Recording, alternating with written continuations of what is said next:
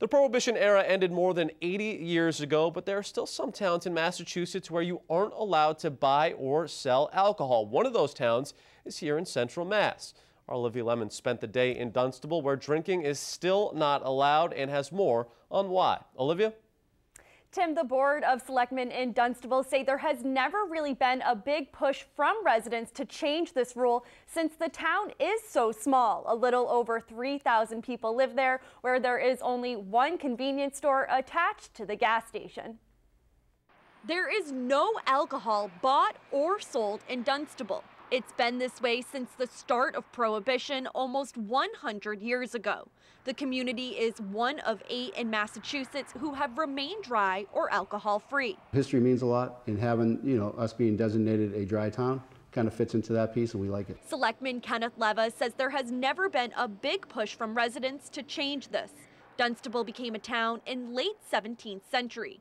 With a population of a little more than 3,000 people, Leva says the town is growing. Just this past year, we hired our first town administrator in the history of the town. 2 years ago, we hired our first full-time fire chief. Most people who have moved into town or who were born here kind of like it the way it is. Alan Cheney has lived in Dunstable since the early 1940s. He says because the town only has one convenience store and no restaurants or grocery stores, there's no need to sell alcohol. It would be just something that would be a convenience type of thing for somebody dropping by, mostly probably out-of-towners. I think it's really cool just because we're such an old town and we're just one of the originals, and I think it's just more interesting because it just adds to our character. Delaney Fennell says it doesn't bother her alcohol isn't sold in town, but she does think it may help with tax revenue. I know that the pizza place that we used to get a ton of business. Where we're situated, for a business owner or an entity,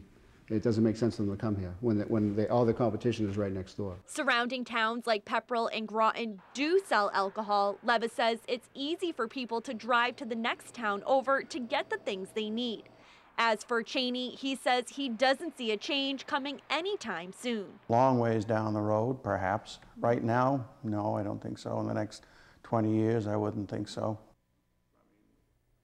Now, I also spoke with the town administrator. She just started 6 months ago, but she does agree the town does not need to sell alcohol since Nashua, New Hampshire is less than a mile away, and they sell it there.